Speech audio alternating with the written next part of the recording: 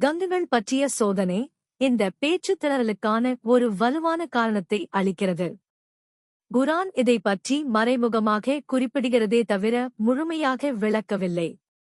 எனவே இந்த கதை மூசா அலைஹிவஸல்லம் அவர்கள் மிக இளம் வயதிலேயே அல்லாஹ்வால் அற்புதமாக பாதுகாக்கப்பட்டதை எடுத்துரைத்து குரான் விவரிப்பை செழுமைப்படுத்துகிறது. ஃபிரௌனின் மனைவி ஆசியா அவரை தங்கள் மகனாக ஏற்றுக்கொள்வதற்கு தன் கணவனிடம் மன்றாடினார். மக்களின் ஒடுக்குபவனாக இருந்தவனின் வீட்டிலேயே இறைவனின் பாதுகாப்பின் கீழ் அவர் வளர்க்கப்பட்டார். இது அவரது வாழ்க்கையில் ஒரு அற்புதம் நிகழ்ந்ததற்கான அடையாளமாக அமைந்தது. அவர் அரண்மனையில் வளர்ந்து உயர்தர கல்வியும் ஆடம்பரமான சிறப்புரிமைகள் நிறைந்த வாழ்க்கையையும் பெற்றார். இளைஞனாக அவர் வலிமை, புத்திசாலித்தனம் மற்றும் பக்குவம் கொண்டவராக இருந்தார். அவரது வாழ்க்கையின் இந்த காலகட்டத்தில் அல்லாஹ் அவருக்கு ஞானத்தையும் அறிவையும் வழங்கியதாக குரான் குறிப்பிடுகிறது. அவரது வளர்ப்பை பொருட்படுத்தாமல் அவரது விசுவாசம் அவரது மக்களான இஸ்ரவேலர்களிடமே நிலைத்திருந்தது. மேலும் அவர் தனது உண்மையான அடையாளத்தை ஒருபோதும் மறக்கவில்லை. இது எகிப்திலிருந்து அவர் வெளியேறிய சம்பவத்திற்கு அடித்தளமிட்டது. அங்கே அவரது கருணை குணம் ஒரு சண்டையில் தலையிடத் தூண்டியது. அது அவரது வாழ்க்கையின் பாதையையும் ஒரு நபியாக அவரது விதியையும் முழுமையாக மாற்றியது. விபத்தால் ஏற்பட்ட கொலை மற்றும் மித்யான் நோக்கிய பயணம். இந்த நிகழ்வுதான் மூசா நபியின் வாழ்க்கையில் ஒரு திருப்புமுனையாக அமைந்தது.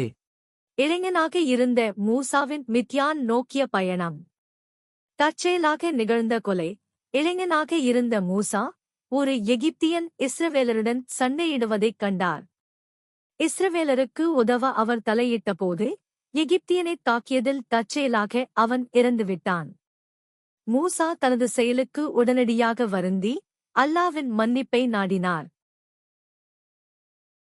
ودخل المدينة على حين غفلة من أهلها فوجد فيها رجلين يقتتلان هذا من شين كسر ياء سكون عين فتحة تاء كسر هاء وهذا من عين فتحة دال ضم واو كسر شد هاء فاستغاثه الذي من شين كسر ياء سكون عين فتحة تاء كسر هاء على الذي من عين فتحة دال ضم واو كسر شد هاء ففتحة واو فتحة كاف فتحة زين فتحة هاء موسى فقضى عليه قال هذا من عمل الشيطان ألف كسر نون فتحة شدها عدو مضل مبين.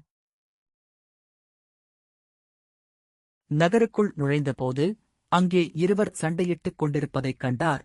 ஒருவர் அவருடைய கூட்டத்தாரைச் சேர்ந்தவர், மற்றவர் அவருடைய எதிரியைச் சேர்ந்தவர்.